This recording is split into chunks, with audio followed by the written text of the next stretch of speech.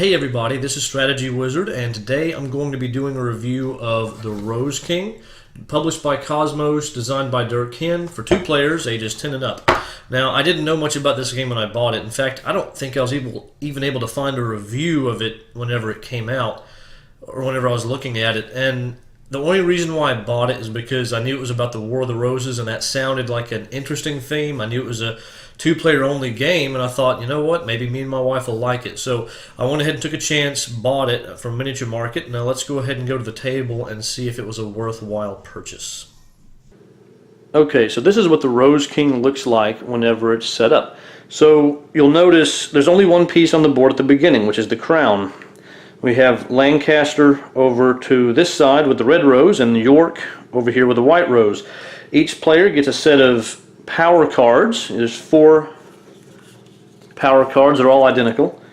Once you use them, they're all gone. Everyone starts off with 5 crown cards, and as you basically on your turn, you can choose to either play a card or draw a card from the draw pile, and you can have a maximum of 5 cards, and of course if you get down to 0 you have no choice but to draw. If you have 5 cards you have no choice but to play a card, and if you cannot play a card then your turn just skips until you can play. So the goal of the game is to get the most points. You get points by grouping these double-sided. Red of course goes for Lancaster, white for York, but you group these together, and the bigger groupings that you have, the more points you get. So how do you place these? Well, you'll take one of these cards. Let's say York goes first, and they want to play this card. You'll notice it has a number in Roman numerals and a direction, in this case, southeast. So if they play this card, they'll discard it, and they'll move 1, 2, 3 places southeast.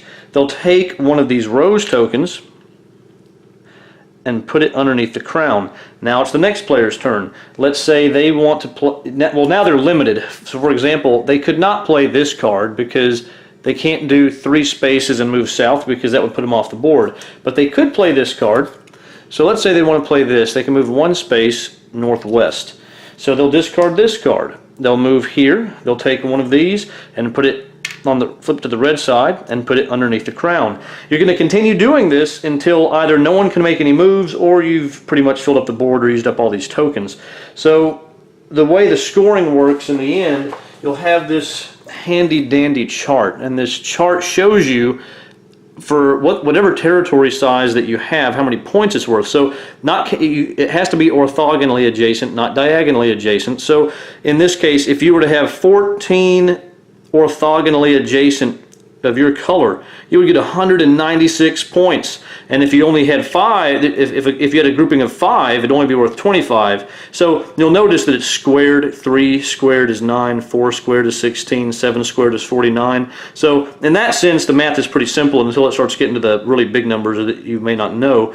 But that's how the scoring works. So you're constantly trying to maneuver the crown to get the best grouping that you can. For example, if the white player could, he'd want to move here to get a grouping of 2. He doesn't have that option with the cards he has now, but that's what he's working towards. Now these power cards that you have 4 of, on your turn you can play a power card with one of your other cards. So let's just say for whatever reason the crown was here. Let's say Lancaster had done this at some point, and now let's see which card. Now York could play this card, 2 down to the southwest, and if they play this card with it, they would be able to move here and flip this over to their color. And that's one of the most powerful ways to shift things in your favor. You could have a broken chain and suddenly make a massive connection with one move. Now you have to save them for the right moment, but at the same time you don't want to wait too long because you can get to the point where you don't really have an opportunity to take advantage of that ability. So, but that's really the basis of the game though. You're just moving the crown, putting more of your flowers on the board, and drawing whenever you need to, and using your power cards whenever it's most advantageous. There is some luck involved, of course, because what cards you have in front of you decides where you can go, and sometimes you can be very limited because you might draw cards that are not that helpful to you. But typically at the beginning, obviously, you'll always have choices, but the closer you get to the end, it'll be a lot harder to maneuver because you'll have flowers just all over the place, and you can't move on someone else's or your own flower, and the only exception, you can move on their flower if you play a power card. So once the board gets really filled, your options become very limited. So you have to kind of think ahead and maybe save some of your lower movement cards so you can just move one space at a time, because if you save a lot of big ones, you'll get stuck where maybe you're stuck up here and you have this one that's up 3 and I can't do that, or maybe you're in this corner and therefore you can't move to the left 3 or up 3, and you just really start getting limited. But that's really how you play the game. I think I can go ahead and I just wanted to say one more thing. It does come with this nice tray insert. Basically, all the cards fit in this small little pile. Everything else goes over here. It's actually got more space than it needs, but it works. It gets the job done. So that's really it. Let's go ahead and go to my final thoughts. Okay, so first off, I'm not a big fan of abstract strategy games, so I probably shouldn't like this one that much. But before we go into the detail of if I like it, let me just say this about the components. Crown, nice wooden piece. I like it. Artwork on the board, I like it. Good little map. Looks really nice. Cardboard pieces, thick, sturdy, like it. Cards, decent quality, not great. They're just a little flimsy in my opinion. I don't know. Maybe that's just me, but I think they could be better.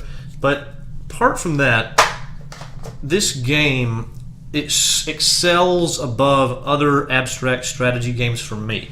Why, you might ask? Well, it's because of the way the luck is mixed in with the tactical aspects. You have a hand of cards, and it's random what you get, and it could be bad. It could be they don't work well together. It could be that they don't give you many options, especially later in the game. You may be blocked off with what you have, and you can't make many moves, but you get to see your opponent's hand. Everyone has all this information, so all the information is open except for what cards are going to be drawn. Apart from that, you know what your opponent can do. So even if you don't have great cards, you can still use those cards to hurt your opponent as much as possible. So you might go, well, if I stay close to where all the action is, where we're placing all of our roses, that might give them some opportunities. So you might say, I'm going to shoot over here with this card that's not a good card for me, but it can keep them from getting to make a good play. So normally, even if you can't help yourself a lot, you can normally lead away so your opponent can't make good moves, and that's powerful. So, and since you can see what's going on all the time, you know what cards they have, you know how many cards they have. So as their options dwindle, you'll start, and if you have a lot of options because you just happen to have, let's say you have 4 cards and they have 1, you know right then that they're either going to play that last card, and you know what opportunity that's going to give for you, or they're going to draw a card. So suddenly you're in a powerful situation. So the balance of how many cards you have, that ends up being a very important, integral part of the game. You're trying to make sure you have a lot of options, but you might get tempted to just start playing those cards if you have a lot of good ones. But once you get down to just a few, your opponent will see that, and then they will try to take advantage of how few options you have left.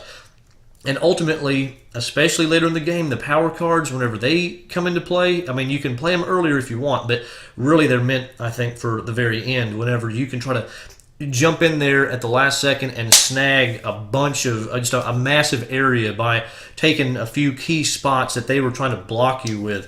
And those power plays can be insane. I mean, I've had some moments where something that went from being maybe six contiguous roses became maybe 10 or 12, and that's huge since you're squaring how many are adjacent for your points.